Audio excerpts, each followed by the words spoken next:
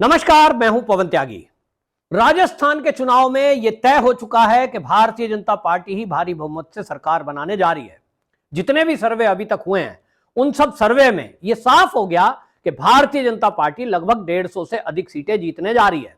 वहीं कांग्रेस 40 से 45 सीटों पर सिमटेगी, ऐसे आंकड़े सर्वे में आए हैं। लेकिन अब इसमें एक और चीज जुड़ गई है और वो बड़ी महत्वपूर्ण इसलिए है कि राजस्थान की मिट्टी में जन्मे एक महान सपूत महाराणा प्रताप, वो महाराणा प्रताप के वंशज भी अब भारतीय जनता पार्टी में शामिल हो गए हैं। भारतीय जनता पार्टी में शामिल होना उनके लिए एक इस तरह की बात है कि वो भारतीय जनता पार्टी के लिए भी सम्मान की बात है, क्योंकि महान सपूत जो भारत के रहे, जिन्होंने इस देश से मुगलों को मार भगाने में संघर्ष किया, जिन्होंने इस देश के लिए, हमारे देश के रक्षा के लिए अपना तन मन सब कुछ न्योछावर कर दिया, ऐसे महाराणा प्रताप जो राजस्थान की एक पहचान और आन बान शान है, यदि वो भारतीय जनता पार्टी के साथ आते हैं तो इससे यह पता लगता है कि उस तरह के त्यागी और तपस्वी व्यक्ति रहे, उनके खानदान के जो वंशज हैं, जो आज की पीढ़ी है, उनको भी यह लगता है कि देश की सेवा अगर कोई दल कर सकता है तो वो भारतीय जनता पार्टी है। और इसलिए वो भारतीय जनता पार्टी में जो राणा प्रताप जी के वंशज हैं, महाराणा प्रताप के, वो हैं विश्वराज सिंह मेवाड़। ये विश्वराज सिंह मेवाड़ जो हैं, ये भारतीय जनता पार्टी में शामिल हुए और इन्होंने, आपको बता दूं, ये बोला है, उन्होंने बोला कि मेवाड़ में जो ये है, वो कह रहे हैं हमारे पूर्वजों ने हमेशा सर्व समाज की भलाई के लिए सोचा और इस सोच के साथ मैं भारतीय जनता पार्टी के साथ जुड़ा हूं कि ये ही असली भला कर सकती है। कांग्रेस के शासनकाल में जिस तरह से राजस्थान की धरती पे अत्याचार हुए, जिस तरह से तुष्टीकरण को बढ़ावा दिया गया, जिस तरह से हिंदुओं पर आक्रमण हुए, उन्होंने कहा कि यह बहुत दुखद है और मैं इसलिए भारतीय जनता पार्टी के साथ आया हूं कि इनकी जो विचारधारा है वो राष्ट्र को सर्वोपरि रखने की है, जो हमारे पूर्वजों ने किया है। इसी के साथ आपको बता दूं, कल्याण सिंह कलवी के पोते भवानी सिंह कलवी, ये भी भारतीय जनता पार्टी के साथ आए हैं। और कल्याण सिंह कालवी जो हैं, आपको याद होगा, ये करणी सेना के अध्यक्ष रहे हैं। करणी सेना इन्होंने जो है बनाई थी और करणी सेना का नाम आप सुनते होंगे कि जब भी कभी कहीं राजस्थान की बात आती हो, राजस्थान की संस्कृति की बात आती हो, तो करणी सेना का नाम जरूर सामने आता है।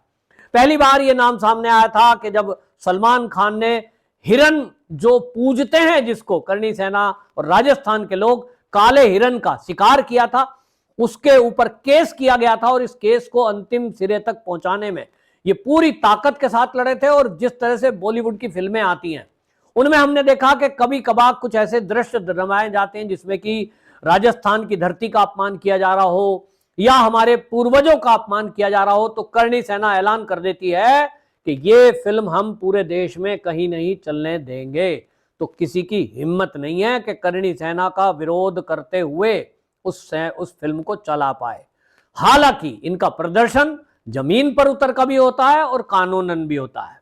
वो करणी सेना जो बनी ही राजपूतों की आन बान शान से है और जिसका निर्माण ही संस्कृति और देश की रक्षा के लिए, राजस्थान की मिट्टी की रक्षा के लिए, बहन बेटियों की इज्जत की रक्षा के लिए हुआ हो। अब आप सोचिए कि उसी करणी सेना के लोग जब भारतीय जनता पार्टी के साथ अब जुड़ गए, क्योंकि ये जो कल्याण सिंह कालवी के पोते हैं भवानी सिंह कालवी, अब ये भारतीय जनता पार्टी के साथ आ गए, तो आप सोचिए ये दो ऐसे महापुरुष भारतीय जनता पार्टी में शामिल हुए हैं जो भारतीय जनता पार्टी और राजस्थान दोनों का माहौल अब बदल कर रख देंगे। क्योंकि एक तरफ ये विपक्ष के द्वारा कुछ चीजें चलाई जा रही थी, कुछ हमने देखा भी था, मीडिया के जरिए ये हवा चलाई जा रही थी कि अगर जो है वसुंधरा राजे सिंधिया नाराज हो गई, वो अलग हो गई, भारतीय जनता पार्टी ने उनका ध्यान नहीं किया तो क्या होगा। जिस तरह से दिया कुमारी को आगे लाया जा रहा है, जिस तरह से एक योगी जी को आगे लाया जा रहा है, तो भाई ये तो जो है नाराज हो जाएंगी महारानी, और अगर महारानी राजा नाराज हो गई तो भारतीय जनता पार्टी की तो राजस्थान में सरकार बनेगी नहीं।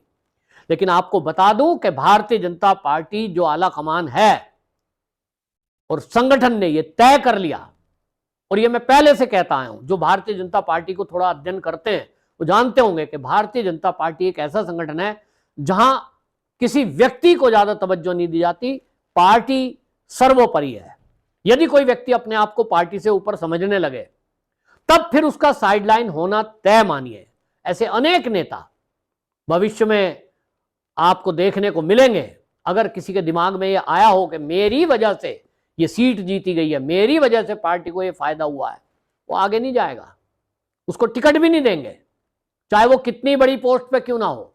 और आपने देखा कि कुछ ऐसे नेता रहे हैं, मैं अब नाम नहीं लेना चाहता क्योंकि दुनिया से वो चले गए, कई ऐसे बड़े नेता हुए हैं जिन्होंने इसी मैं की भावना से अपने आप को पार्टी से अलग कर लिया, तो वो शून्य हो गए, अल्टीमेटली वापस लौट के आना पड़ा। पार्टी ने ऐसा करने वालों का भी सम्मान किया क्योंकि उनको लगा कि कल का भूला हुआ अगर वापसी आ रहा है तो चलिए अपनी गलती स्वीकार कर ली, इसलिए उसका मान सम्मान दिया जाए।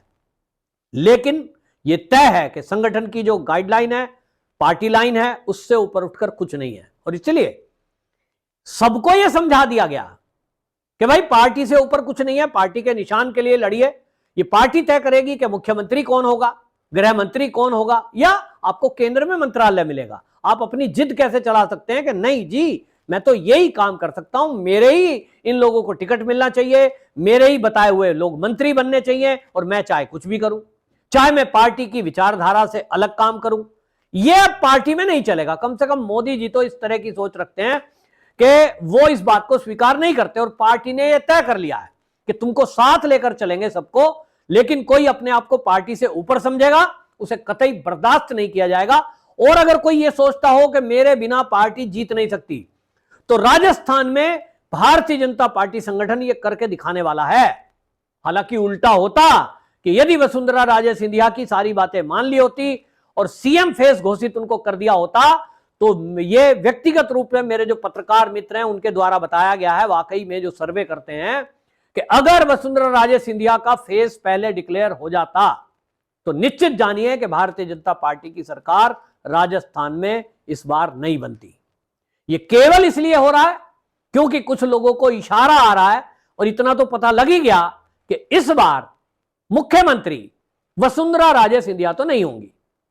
कौन होगा? दिया कुमारी होंगी, ए होगा, बी होगा, सी होगा, ये बात की बात है। अभी ना तो दिया कुमारी फाइनल है, ना वो महंत फाइनल है, ना कोई और नेता फाइनल है। पार्टी ने तय किया है कि पहले कमल के निशान पर चुनाव लड़ा जाए। मैं कह रहा हूं यह भी हो सकता है कि लोग वसुंधरा राजे सिंधिया को ही हां कह दें, अधिकता में विधायकों की राय उन्हीं के ऊपर हो, लेकिन यह पहले तय नहीं होगा। किसी को भी यह अहंकार करने की जरूरत नहीं है कि मेरी वजह से यह सरकार बनने जा रही है। और इसीलिए बड़े बड़े महानुभाव जिनको अब लग रहा है कि हां अब किसी की नहीं चलेगी, अब मोदी जी और पार्टी का संगठन उनके नेतृत्व में आगे पार्टी काम करेगी, तो लोगों को लगता है कि अब हमें आगे आना चाहिए। नई पीढ़ी के बच्चे आगे आ रहे हैं, यानी राजनीति में अब नए नेता सामने आ रहे हैं, तो राजस्थान की तस्वीर भी इससे बदलने जा रही है। अब की बार जो ये सरकार बनेगी राजस्थान के अंदर, आप देखेंगे कि आमूल चूल परिवर्तन होगा। सबसे पहला कड़ा प्रहार भ्रष्टाचार पर होने वाला है। उसके अलावा जो इस तरह की सोच रखते हैं, कट्टरवादी सोच रखते हैं, जो यात्राओं पर हमला करते हैं, उन पर कड़े एक्शन लेने वाला व्यक्ति ही सरकार में बड़ी पोस्टों पर रहेगा। ये सत्ता में आने के पहले ही लगभग ये तय हो गया है।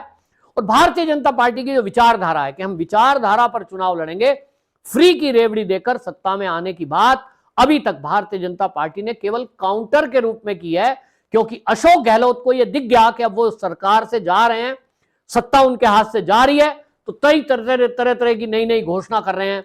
कहीं मोबाइल फोन बांट दिए उन्होंने महिलाओं को, महिलाओं की बस यात्रा की फ्री की बात कर दी, फिर जो है रोजगार की बात करने लगे। उनको लगता है कि सत्ता में तो आना नहीं है, कुछ भी घोषणा कर दो। तो बौखलाहट पता लग रही है। लेकिन अब जिस तरह से कांग्रेस के पुराने लीडर या राजस्थान के महान सपूत, बड़े बड़े समाज सेवी भारतीय जनता पार्टी में शामिल हो रहे हैं, इससे एक बात बिल्कुल स्पष्ट है कि लोगों को अब समझ आ गया है कि राजस्थान में अब नई सरकार बनने जा रही है भारतीय जनता पार्टी की, और देशभक्तों की सरकार बनेगी। तो निश्चित जानिए कि अब आने वाली सरकार वो सरकार होगी जो अभी तक राजस्थान में नहीं बनी होगी। यह मैं दावे के साथ कह सकता हूं। क्योंकि जब महाराणा प्रताप जी के वंशज करणी सेना के लोग अगर सत्ता में आएंगे ताकत में, तो राजस्थान के अंदर कम से कम मैं इतना तो कह ही सकता हूं कि अब कन्हैया लाल जैसी घटनाएं दोबारा नहीं होंगी। ये तो मुझे विश्वास है। आपकी क्या राय है? कमेंट बॉक्स में जरूर बताएं। वंदे मातरम।